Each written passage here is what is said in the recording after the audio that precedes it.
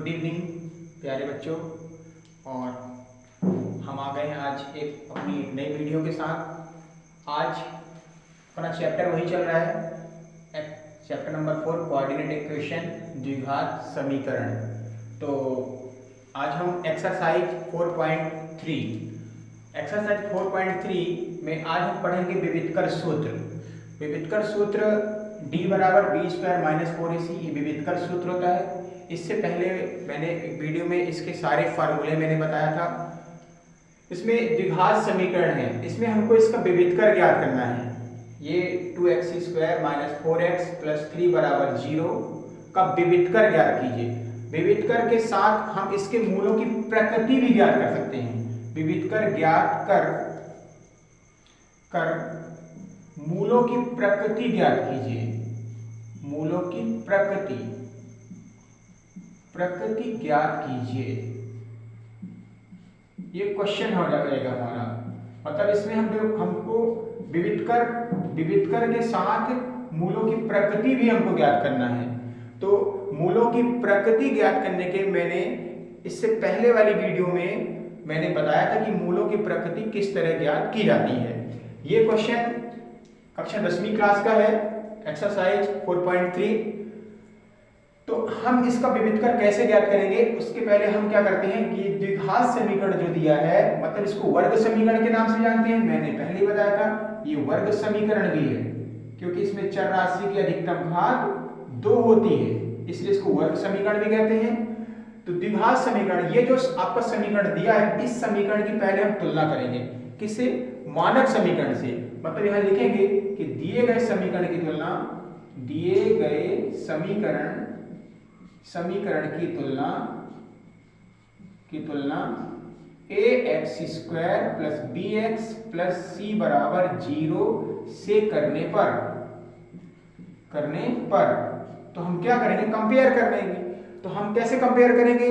तो ax square की compare 2x square के साथ करेंगे और bx की कंपेयर माइनस 4x के साथ करेंगे और c की कंपेयर हम 3 के साथ करेंगे। तो c चूंकि कांस्टेंट राशि है, अचर राशि है, इसलिए इसका c का मान तो सिर्फ 3 हो जाएगा। तो कंपेयर करने का तरीका होता है ax स्क्वायर बराबर क्या लिखेंगे? 2x स्क्वायर और bx बराबर लिखेंगे माइनस 4x और ये हो जाएगा c बराबर कितना हो जाएगा? 3।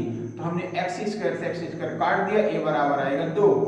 हमने x से x काट दिया, b बराबर आएगा माइनस 4 और c का मान कितना हो जाएगा? 3। अब ये जो हमारे a, b और c के मान आ गए, विविधकर सूत्र में रख दीजिए। तो क्या हो जाएगा यहाँ पर? विविधकर फार्मूला हमने लिखा, विविधकर सूत्र क्या हो जाएगा? d बराबर b स्क्वायर माइनस 4ac। तो हमने d बराबर लिखा b स्क्वायर, b का मान कितना है? माइनस 4 का स्क्वायर माइनस 4 इंटू a की वैल्यू है 2 और c की वैल्यू है 3। अब चूंकि यहाँ पर घात जो है वो सम है ना, इवन नंबर पे है, तो माइनस 4 का वर्ग होगा तो घात सम होने पर प्लस हो जाता है। तो कितना आएगा यहाँ पर? d बराबर कितना आएगा? 16 हो जाएगा। इसका मल्टीप्लाई करेंगे तो 3 दूनी 6 और 6 चौके 24, तो 24 आ जाएगा। थोड़ा यहाँ पे ध्यान देना, यहाँ पे बच्चे अधिकतर गलतियां करते हैं, उनको अब इवन ऑड पता नहीं होता, सम और विषम पता नहीं होता है और कुछ भी लगा लेते हैं। तो जैसे घात यहाँ पर 2 लिखी है ना, तो बच्चे क्या करते हैं? जनरली माइनस लगा देंगे, माइनस 16 कर देंगे, जबकि ऐसा नहीं होता है। सम घात में प्लस करते हैं और विषम घात में माइनस। जैसे मैं आपको एक थोड़ा सा एग्जांपल बता दूं, जैसे माइनस 1 की घात 2 लिखा तो क्या आएगा? 1 आएगा प्लस का 1, क्योंकि सम घात है। और यहीं पर यदि माइनस 1 की घात हम 3 कर दें तो माइनस लिखा जाएगा, क्योंकि विषम घात है, विषम घात में माइनस आ जाएगा।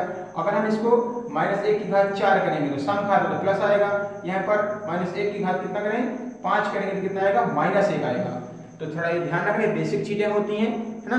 तो यहाँ पर कितना आएगा? d बराबर अगर माइनस 8 आ जाएगा, तो d की वैल्यू माइनस 8 आ गई। तो ये तो विविधकर खोद गया, विविधकर माइनस 8 आ गया। अब साथ में क्या बोला? मूलों की प्रकृति। तो मूलों की प्रकृति कैसे ज्ञात की जाएगी, आपको ये ध्यान रखना है। तो मूलों की प्रकृति यहाँ लिखना, मूलों की प्रकृति। अब हमको मूलों की प्रकृति ज्ञात करना है, तो इसके लिए मैंने इसके पहले वाली वीडियो में बता दिया था। यदि इसमें क्या करना है? यदि देखो d का मान माइनस में है, तो मतलब d की वैल्यू क्या है? माइनस में है, तो d का मान छोटा है, किससे छोटा है? 0 से, है ना। या कंडीशन क्या रहेगी? बी स्क्वायर माइनस 4ac बराबर क्या है, छोटा है किससे, 0 से। ये कंडीशन हो गई। चूंकि यहाँ माइनस क्या है हमारा, -8 आया है ना, तो आपकी मूलों की प्रकृति क्या होगी, मूलों की प्रकृति आपकी क्या होगी, मतलब -8 जो है वो छोटा है किससे, 0 से, है ना। तो मूल क्या होंगे, मूल क्या होंगे, काल्पनिक, मूल काल्पनिक व ऋणात्मक होंगे, मूल काल्पनिक व ऋणात्मक होंगे।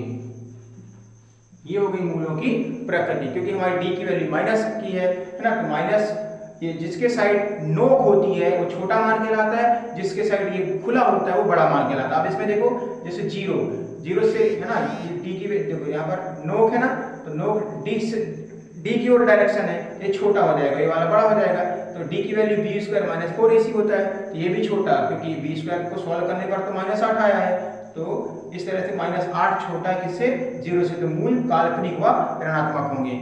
तो प्यारे बच्चों, कैसी लगी मेरी वीडियो, आपको यदि पसंद आए तो आप अपने दोस्तों को, अपने फ्रेंड्स को ना शेयर करना, लाइक और सब्सक्राइब जरूर करना। तो मिलते हैं फिर एक और अगली वीडियो के साथ इसी एक्सरसाइज पर। तब तक के लिए शुभ रात्रि।